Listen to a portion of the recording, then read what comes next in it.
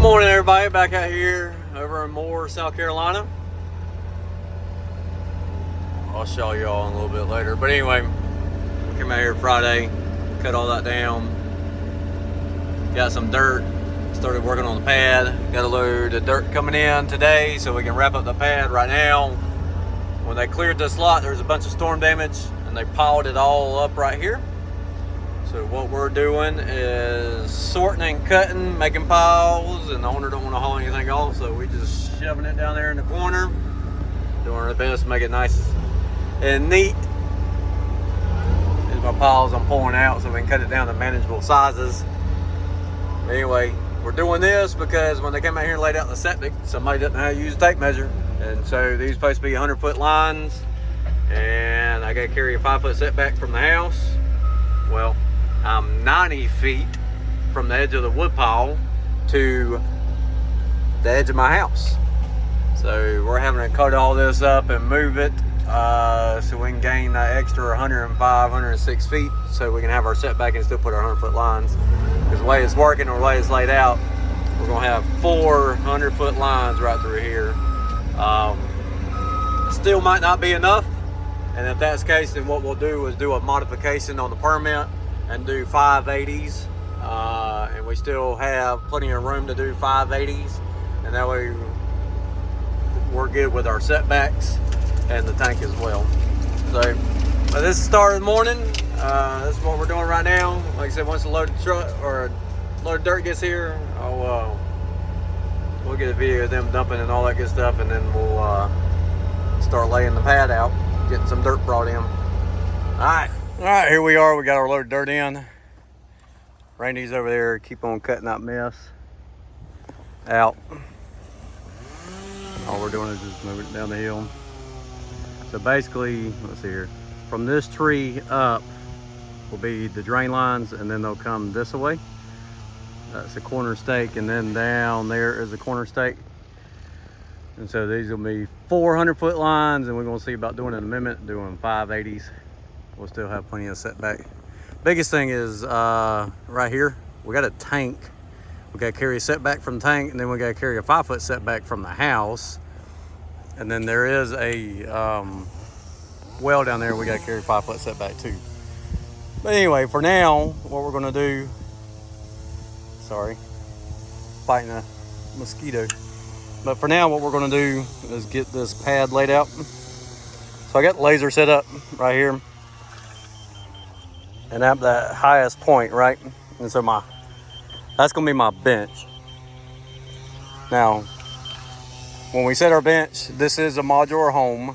And so we got pretty good deviance, or variance, and our elevations because underpinning and crawl space and all that, right? So I have 4 feet to play with. And I know a lot of people think that's crazy, but 4 feet is a good bit. But 4 feet is the max. So we're trying to get it down to a variance of 3 feet. That way they got room to play with, and we're well within inside our working limits, right? You see that big rock? There's a bunch of rocks in that dirt. That's what happens when the rock or your dirt comes from the quarry. You get all sorts of granite. But anyway, so my bench right here is going to be 2 foot 8 1/4, right? And that's close enough because my pad is actually, or my cut is actually 4 foot over. So again, being for a modular home or a mobile home or a trailer, whatever you want to call it, it gives us some variance. And I started spreading just a little bit, see how close we are. And so coming off this pin right here, and then again, you just get it close. It ain't gonna be perfect. If this was a pad for a slab, it'd be a little different. But again, that's why we carry our variance. So if you're laying out a pad, make it wider. Most of my house pads are slabs. We go 2 foot over, and that gives them room to form it up, work the concrete and all that, and they got room to walk, right? So anyway, I've already measured this. That's my 2 foot 8. Again, that bench off that stake up there. And with that, it goes way up here. It's still not even pinging yet. So we are exactly 4 foot 1 inch between that top pin and this low pin. So again, since my variance is 48 inches, I'm 1 inch over. And so we're gonna bring this dirt in right here. We're gonna backfill this and we're gonna bring it up a foot. And that'll get us around that 3 foot mark, well within a variance. And that way the customer don't have to pay for another course of rock or block because it gets expensive. And then right here, pulling off this one. And again, there's the pin. My laser's right there, of course. Naturally have to put it right there in the way of the skid steer. So bump it, find it, and then raise it up. And on this one, that one I'm 49 inches. Variant is supposed to be 48, the max. That's 49 inches. And then this one right here was 52. So that tells me that dirt is gonna have to go a long way, which we still have to cut out for driveway so we can get some more dirt. And then this is from here to there about 20 feet up or so. And then when we get right there, you know, it's beeping. And right here is 3 feet, right? And so I can actually draw a line in the dirt. Sometimes I use paint. Everybody has their differences. If Randy wasn't doing his thing, I'd have him with the grade rod. So as I start pushing this and stuff, I can carry it, but it'll be all right. Again, it ain't gonna be perfect on this. And so we're just gonna draw a line right through here, and we know from here down, that little scuff mark, we know from here down is where the focus of that pile needs to be. And then once we start spreading it and we get within that 3 inch mark and we got any dirt left over, what we'll do is just blend it back towards the hill and taper it up. And every little bit helps smooth it out, right? And then, so right here, again, you know, we're right there. So it's 2'8". I'm 6 foot tall and it's not even above my head. So if we did 6 foot minus 2'8", you know, you're looking at 3'4". So we got room to play. So anyway, that's how you go about getting that situated. Find your benches, know your numbers. You gotta know your numbers, and then once you know your numbers, you can start working backwards. And then once we get that dirt spread and stuff, I'll actually move the laser on the grade rod. Actually take it and move it up to see what my true number is, to make sure you know we're there. And then all that rock, I'll peel it out and we'll probably push it down here because this is gonna be driveway anyway. My driveways, I put a baseless surge down and then we run crush and run. So we can slide that rock in there. And then if not, we might put it on the edge of the driveway depending on how the rock looks. One thing when you're doing pads with a skid steer, so I do a lot of dirt pads with the skid steer and they do pass compaction tests. But one thing you gotta think about or remember, like that skid steer weighs right at 10,000 pounds, right? And since it's on track, it's got low ground pressure, even though that is skinny tracks. So you wanna put in, I normally do like a 4-inch lift and then I track it and pack it, right? And you'll see when I start doing this, but you wanna track it and pack it and just do 4-inch lifts, right? 4 to 6. And then that way, when you track it and pack it and you put your next lift on, you got a firm, I hate to say foundation, but you got a firm pad. And that way it'll support the weight. But yeah, that's what we're doing right now. Like I said, we're about to get in the machine and start moving dirt. And as I start spreading and stuff, I'll give you some more, I wouldn't say pointers, but the way I do it. And yeah, get after it. It shouldn't take too long, especially working in this little area. Because again, from the bucket right there was about where my line is to the stake. Oh, that's probably 15 feet. So yeah, that dirt should be more than plenty, because they ended up asked for 20 tons. They ended up bringing us like 23 or so. So, which we'll use it if we don't use it out here. All right, so now we're in the machine. Let's see here. Turn the hydraulics off. Bucket, we can see a little bit. But anyway, so what we're gonna do right now is, since I've already got this first layer spread, we're just gonna run over it. And we're gonna do a little track in. And then as we're doing this too. We're gonna push these rocks out.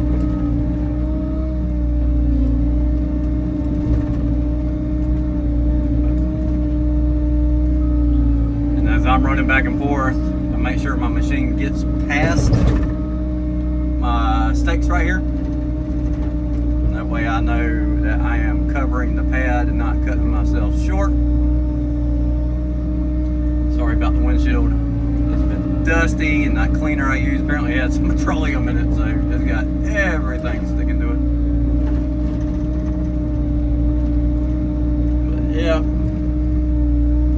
this is which is a smaller one, but this is the only slow part about building a pad with skid steer. Just make sure you track it in. Give some packing to that dirt. Luckily, this dirt's actually got some moisture. Hasn't rained that much, so we been fighting with dry dirt. But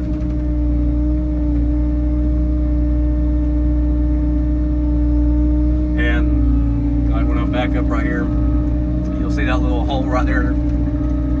Don't worry about that right now. Just get your dirt out here, start spreading it, and get it situated. And then near the end, you can come back and fill in some of the joints. Which that hole right there again is past my flags anyway, or my stakes, so I know I'm good.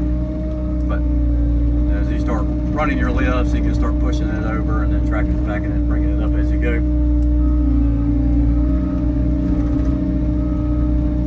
Just like yay. So I'm gonna keep doing this, and then we'll go back to you when we start spreading dirt and putting in the next lift. Alright, so got that tracked and packed. Start moving some of this rocky dirt again. It's actually got some pretty decent sand to it.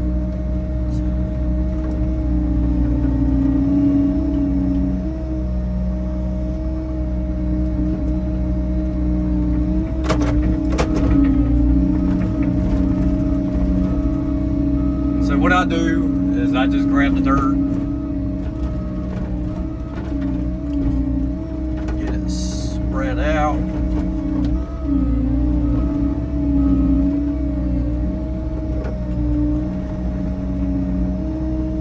Just get a layer in it, like so. Then when we come back through, I'll come back through and just grab a place that's I can pull grade from. Carry that grade all the way across. Or rocks. The rocks make it hard to spread. I was hoping he'd pull from his personal dirt pit. It's actually good solid clay, but they were at the quarry. Just deal with it. I think I don't like it adds to the weight of it.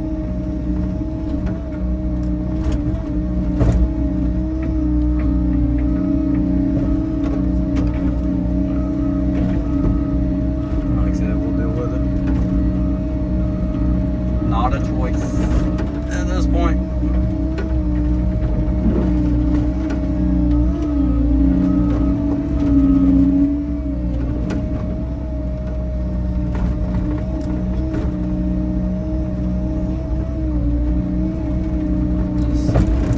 That's another thing about tracking your dirt in. Once you spread this and track it in, you know where you've been and you haven't been. And so when you go to dump your dirt, you know if it's an area that's ready for the next lift, or it's an area that hasn't been tracked in yet, you need to track it in before you put your next lift in.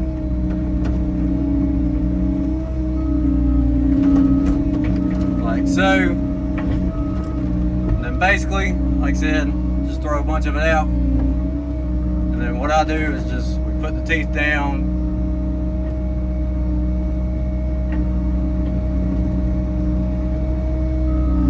kind of blend it out like yay, and then boom, there's a lift. And then what you can do is take half a bucket or 3/4 of the bucket, put your teeth on your area you just pushed, that'd be your grade. yay. And then you can carry that all the way across. And that helps you build your lifts up somewhat evenly. Again, it's not a science. We're not doing this with a laser. Pushing rocks.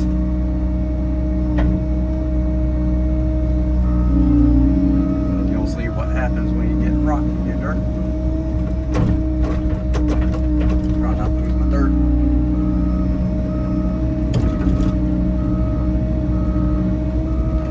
Alright, so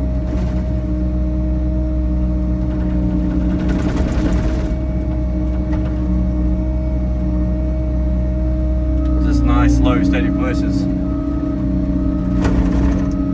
if it ain't 100% level, what'll happen as you're carrying that grade, you'll actually put a little bit of a cut or a slope in it.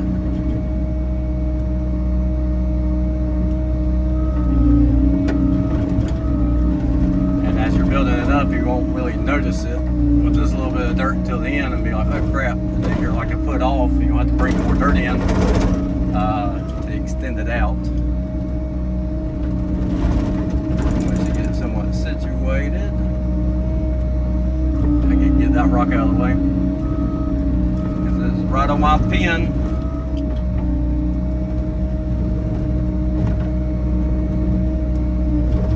I'm going to do it back blade down, like, yeah, kind of bring it back.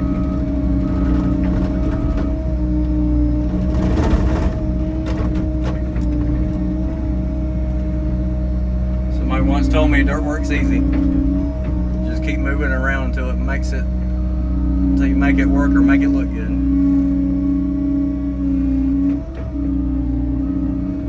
You see how my tracks just turned all that up? Now once I track it in,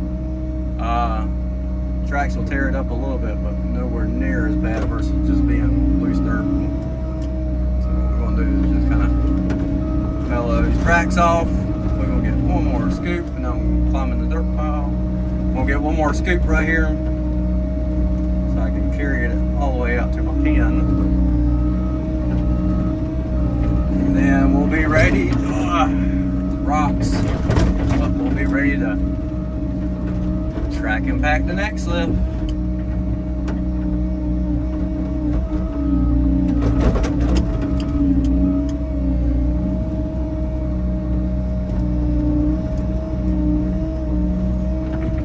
Side's a little low anyway, so it can use all the dirt we can put on it. Alright, so now just come in here and carry that grade, just level that stuff out. Because once you get your dirt in here that you need to, as you track it and pack it, then you come in here and kind of blade it off and shape it up and all that. Right now we're just doing dirt or mass dirt and just trying to get it built so we have something to work with. That's the thing right now. Then just grab a spot. Either you can start on the edge or you can start in the middle. Work to your left, work to your right. Like so, and just carry your tracks across. So this is what we're doing right now, and Randy's still working on that wood pile. And I'm getting this dirt work done, and called the owner about driveway permit, still waiting on that. Went ahead and called about the concrete culverts. Lo and behold, the main person that makes them around here have sold out for the week, and they're not making the next batch until Wednesday or Thursday. And as the sweet woman in the office told me, if they make it Wednesday, it won't be cured and ready for pickup till Thursday. And if they make it Thursday, it won't be ready till Friday. So, yeah, good time. So we just working and doing what we can with this, and making the most of it.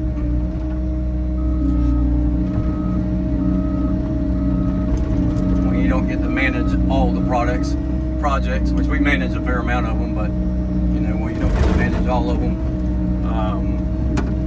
you run into this. No big deal. We deal with it, move on.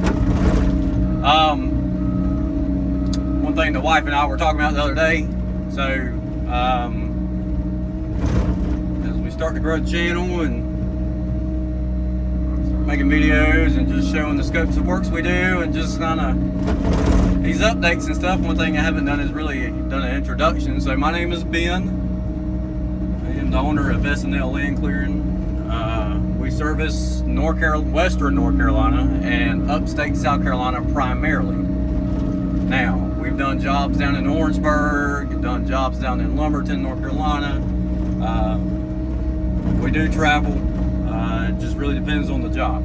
I don't travel for a half an acre because it's not worth it. Customer usually can find somebody cheaper in their area, so but we will if it makes sense for everybody. But a lot of times when you start getting 3, 4, 5, 6 hours away from my house, it's a bigger job. Like last year, you know, I did a 25-acre clearing project in Aiken, South Carolina, and you know, that was stumping 25 acres, raking it. It was a mixture of burning, a mixture of hauling off, and all that. And you know, we were down there for 2.5 months doing all that, so that made sense because you can spread the cost out.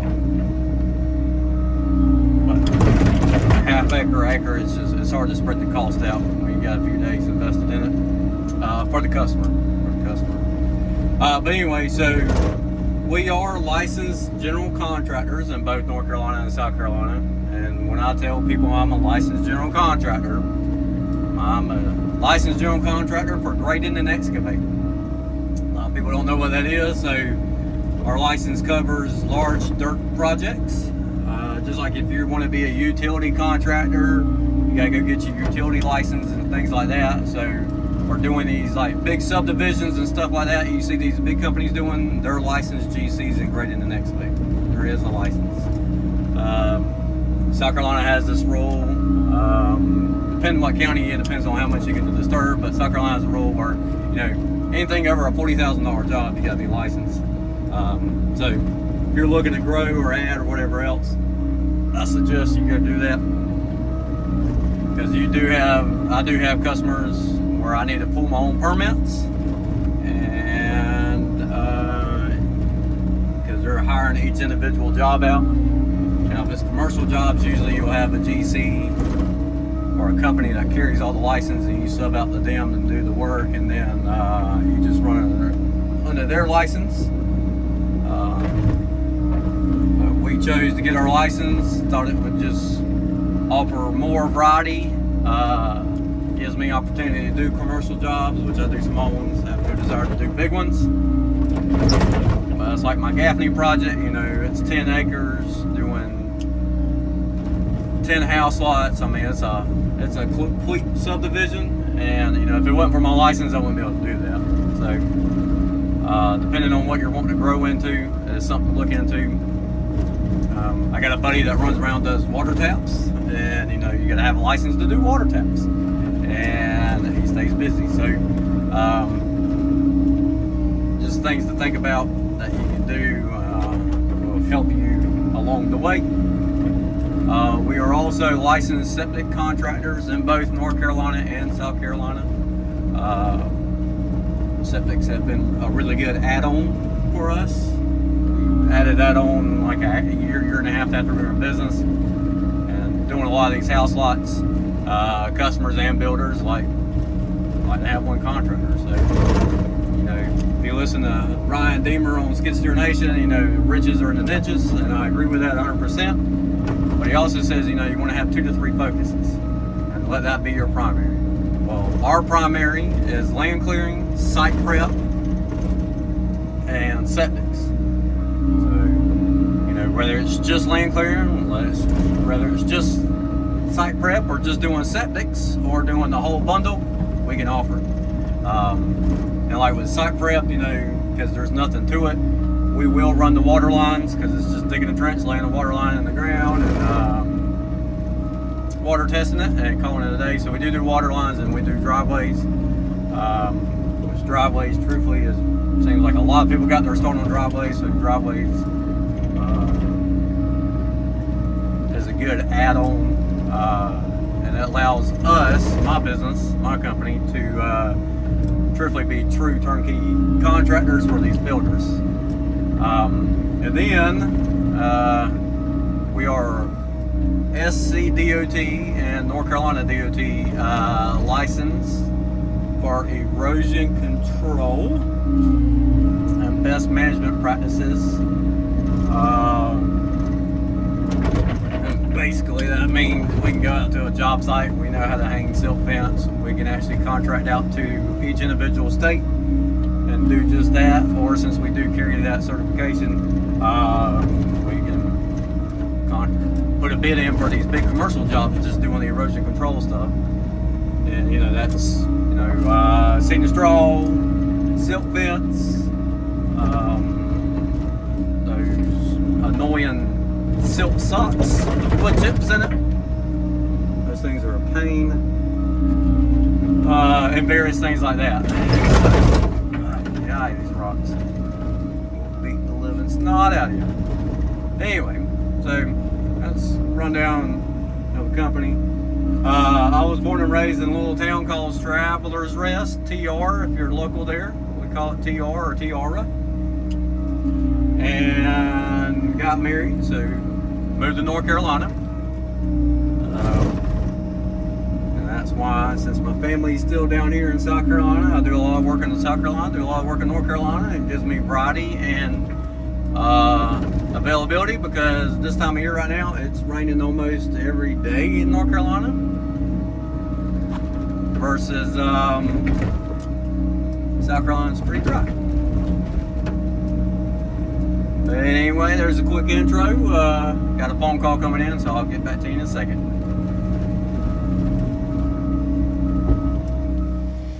Well, here we are, wrapping up the end of the day. Got the pad going. Brought it up about a foot. Leveled it out.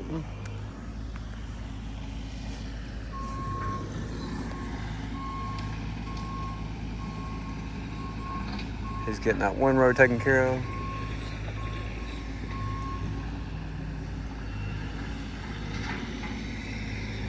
Got a neighbor riding a scooter around.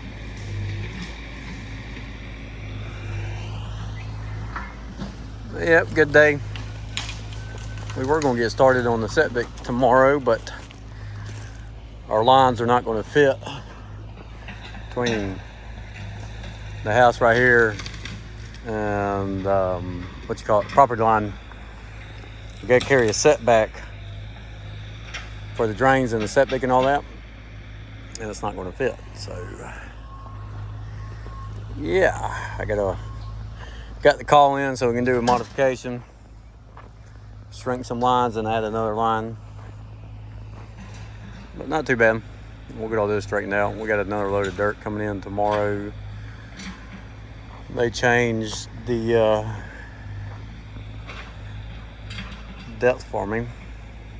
It's supposed to be, my tolerances were 48 inches, and then they got looking and they're like, make it 36. So gotta bring in another load of dirt, which will work because I'll be able to dress this edge up and make it a little softer, carry it around. But it's a good start for sure. Because a lot of the dirt, normally you got half a truckload to a dump truckload depending of dirt left over from doing your septic. A lot of that dirt was going to be for finishing up, cleaning these edges up and stuff, and there's all that rock from that dirt pile. Like I said, that's what you get for getting dirt from a quarry.